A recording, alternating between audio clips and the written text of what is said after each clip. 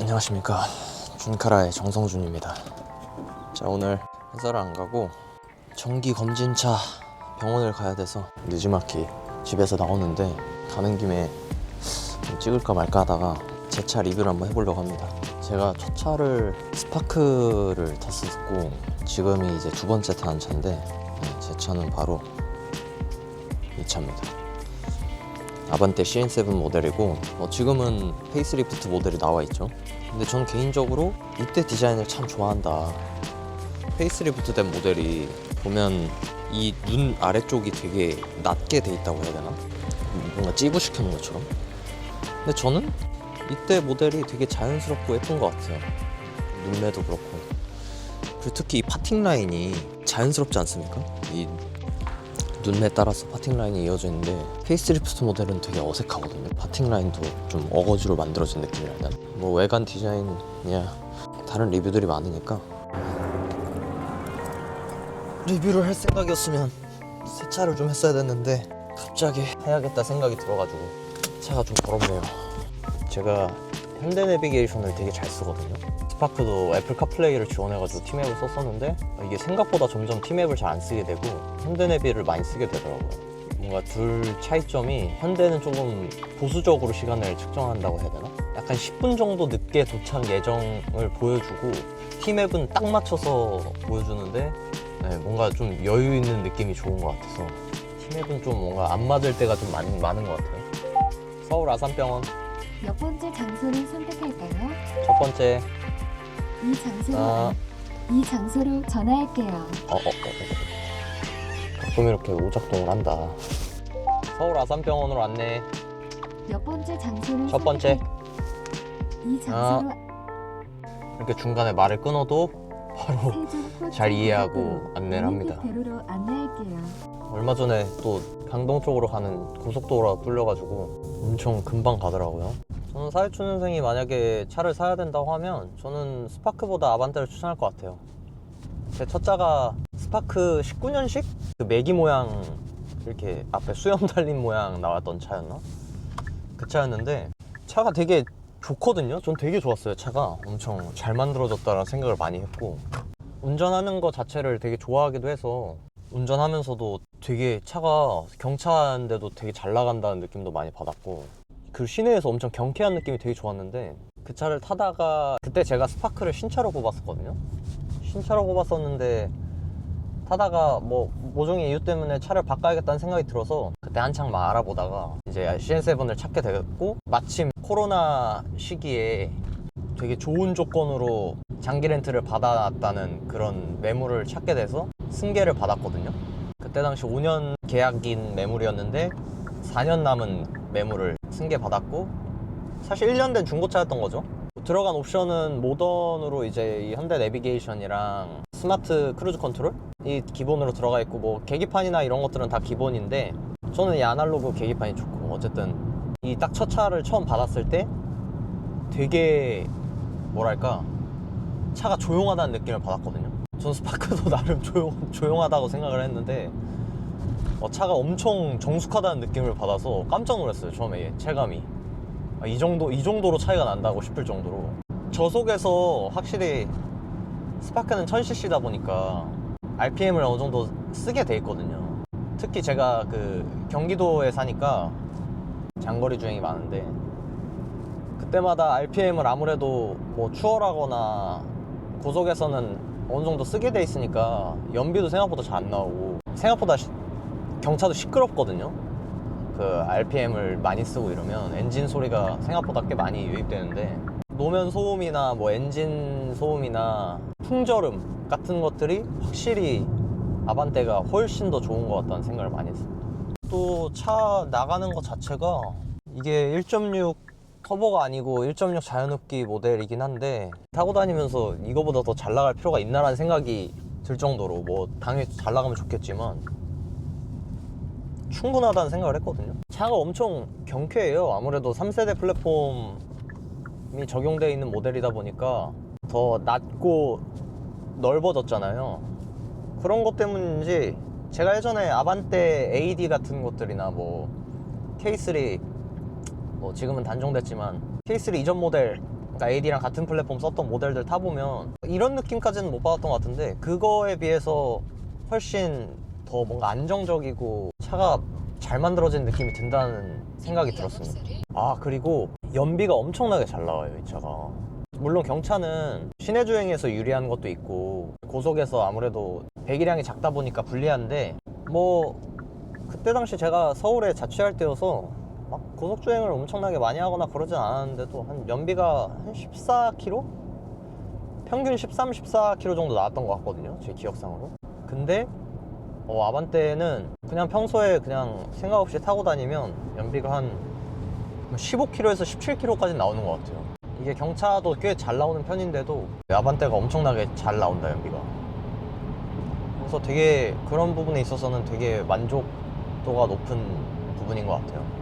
아, 그리고 차가 공간감이 준준형 치고 되게 넓거든요. 이게 뒷자리도 좁지가 않고 생각보다 넓어요. 이게 아반떼도 점점 더 커져서 예전 소나타 크기만 해지기도 하고, 사실 저는 이 차보다 더 넓을 필요가 있나라는 생각이 듭니다.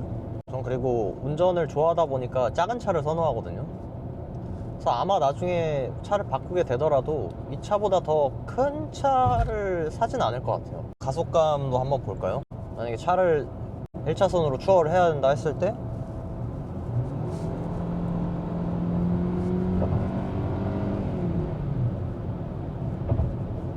이 정도 가속감이면, 엔진 소음이 좀 있긴 한데 이 정도 가속감이면 충분히 시내 주행에서나 고속도로 구간에서 충분하지 않나라는 생각을 합니다. 아무래도 이 영상을 보시는 분들이 사회초년생 분들이실 테니까 이 정도면 충분할 거라는 생각이 듭니다. 차 크기 면에서나 뭐 가속감에서나. 그리고 이게 이제 100km 구간 단속 구간이거든요. 이제 스마트 크루즈 컨트롤을 켜놓고 갈게요. 지금 핸들의 모드 버튼을 눌러서 활성화 시키고 100km로 맞춰서 가면 아주 편하다. 저는 수동 운전을 하고 싶었던 사람인데, 제가 실제로 이 차를 계약하던 당시에 사실 아반떼 N라인, 그때 당시에 CN7 N라인이 1.6 터보였어요. 1.6 터보 모델 수동 모델을 제가 계약을 했었거든요. 근데 이게 그때 당시에 고민을 많이 하다가 딱 마침 금리가 딱 높아지던 시절이어가지고, 원래 신차로 한 2%대 계약이 가능했다가 4%, 5% 이렇게 되던 시기였었어가지고 금리가 너무 부담된다라는 느낌이 들어서 그냥 이 차를 일단 취소해야겠다 해서 계약을 취소했었고, 그러고 찾다 찾은 게 이제 이 차거든요. 저는 수동운전을 엄청 좋아하기도 하고 그 로망이 있어서 일종보통을 따기도 했었는데, 막상 이 차를 받아서 스마트 크루즈 컨트롤을 써보니까 이거 수동운전이 주는 매력도 있지만, 이거 만약에 이거 없었다고 생각하면 또 이것도 엄청 빡세겠다라는 생각이 들더라고요. 그만큼 잘 쓰고 있는 기능입니다. 앞차 간격 조정도 할 수 있고요. 그리고 이게 조금 불편한 것 중에 하나긴 한데, 이 핸들에 있는 이 운전대 표시가 있는 버튼을 누르면 차선 안에서 알아서 이렇게 어느 정도 따라가거든요, 차선을. 근데 여기 밑에 그 차선 유지 보조 장치가 있어요. 이거를 동시에 킬 수가 있거든요. 전 처음에 몰랐는데 이걸 안 키니까 약간 뭐라 해야 될까요? 그 차선 안에서 계속 왔다 갔다 한다고 해야 되나? 그러니까 왼쪽 차선을 닿았다가 오른쪽 차선으로 또 가고 뭐 이런 식으로 운전을 하는 로직인 것 같아요. 근데 이제 이 차선 유지 보조 장치를 키니까 딱 그때부터 어느 정도 차선 가운데서 좀 잘 가는 느낌이더라고요. 기분에 따라서 껐다 켰다 하는데, 사실 저는 상시로 다 자율주행 장치? 자율주행은 아닌데, 뭐 어쨌든 이 자동으로 핸들을 차선에 따라서 움직이게 해주는 기능을 상시로 꺼놓고 타기 때문에 저는 이 기능들을 크루즈 컨트롤을 켰을 때만 켜고 있습니다. 그리고 또 뭐가 있을까요? 저는 아반떼 이 물리 버튼들이 되게 적당하게 잘 배치되어 있다는 생각이 들거든요. 이게 요즘에는 다 대부분 이 스크린 안으로 이게 터치 버튼으로 통합되는 추세이다 보니까 그게 뭐 약간 미래지향적일 수는 있는데, 저는 그게 진짜 불편하다는 생각이 들거든요. 이 운전하면서 이 온도 조절을 한다거나 뭐 열선 시트를 켠다거나 통풍 시트를 켠다거나 할 때 이거 결국 어느 정도 보게 돼 있어요, 이 물리 버튼이어도.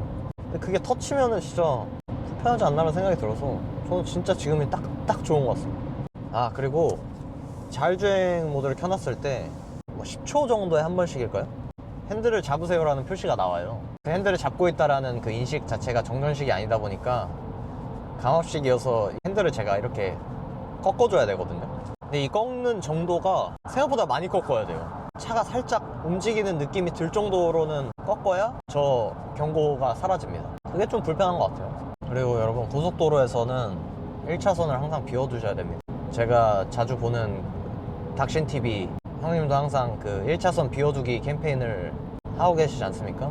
저도 나름 아직 영향력이 적은 유튜버지만 자동차 문화를 발전시키는데 이바지 하고 싶은 마음이 있어서 1차선 정속주행은 좀 피해 주셨으면 좋겠다. 저는 지금부터 아까부터 계속 2차선으로 달리고 있거든요. 근데 요즘 좀 많이 줄어든 것 같긴 해요. 체감이 어느 정도 되는 것 같다는 생각이 듭니다. 아, 그리고 제가 경차를 타다가 아반떼를 타면서 느꼈던 거는, 뭐 아반떼가 뭐 엄청나게 좋은 차도 아니고 하지만 뭐 저는 스파크도 나쁘지 않다고 생각하거든요. 근데 확실히 스파크를 잘 안 껴주는, 그러니까 차선 변경이나 이럴 때 생각보다 시비도 많이 걸리고 실제로 체감이 돼요. 그러니까 이게 저는 체감이 내가 운전 잘하면 뭐 그런 거 크게 없겠지라는 생각을 했는데 생각보다 체감이 되더라고요. 그러니까 저는 운전을 똑같이 했는데 말로 표현하기 좀 힘들지만 스파크는 운전 경험이 적으면 적을수록 힘들 수 있을 것 같아요. 특히 우리나라 시내에서는 그 고속도로 가다가 서울 나갈 때 모란 쪽에서 이렇게 차선 많은 그런 데가 있는데 그런 데서 특히나 끼기 힘들었다.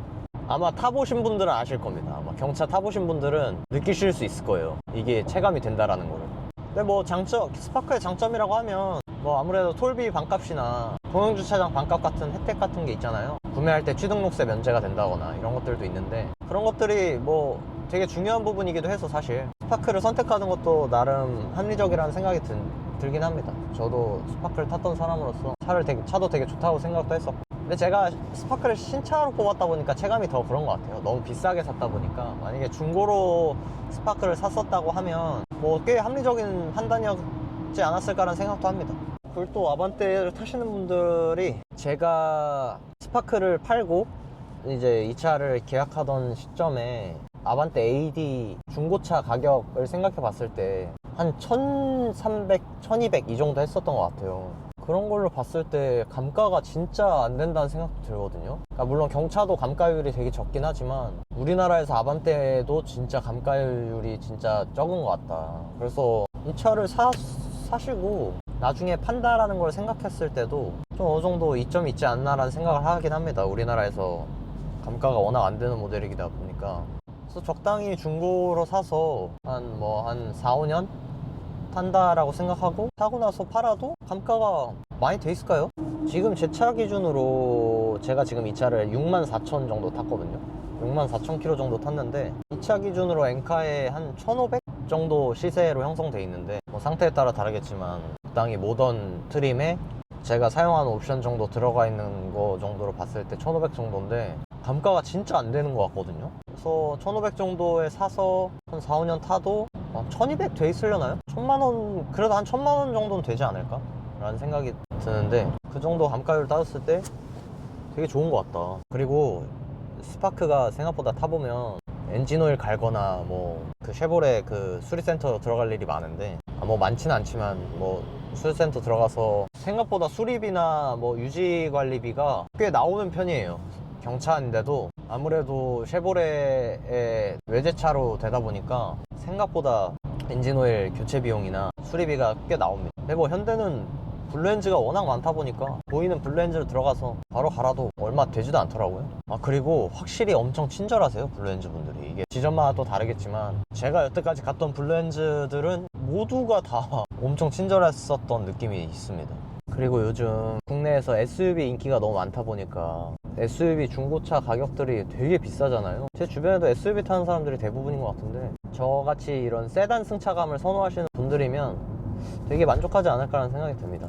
저는 SUV 승차감이 솔직히 시트 포지션이 높고 이러니까 불편하더라고요. 세단 좋아하시는 분들이 되게 좋아할 것 같아요. 그리고 이 차가 그 트림이 낮다 보니까 스타일 옵션 같은 것들이 따로 안 들어가 있어서 휠이 15인치 휠이 아마 들어가 있을 거예요, 기본으로. 처음에 저는 17인치 휠이 그래도 되게 외관상 예쁘고 하니까 그 부분이 조금 되게 아쉬웠는데 15인치 휠을 타면서 느낀 게 승차감이 체감할 정도로 좋아지더라고요. 약간 체감될 정도로.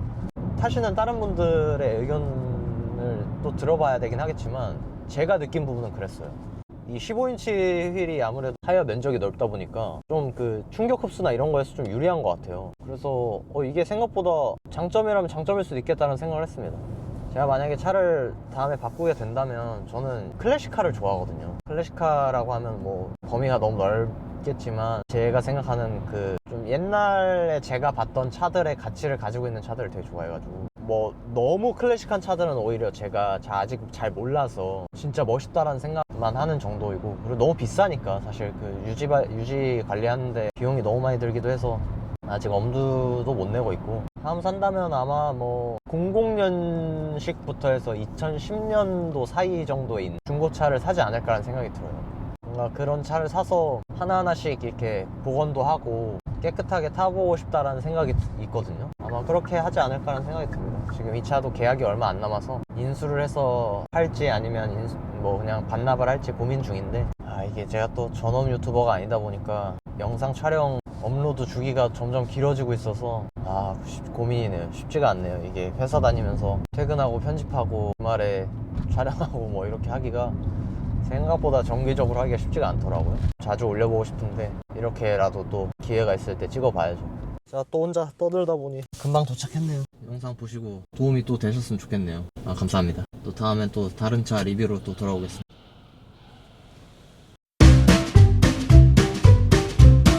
깨알 자랑 예쁘지 않습니까? 포니입니다. 현대 포니.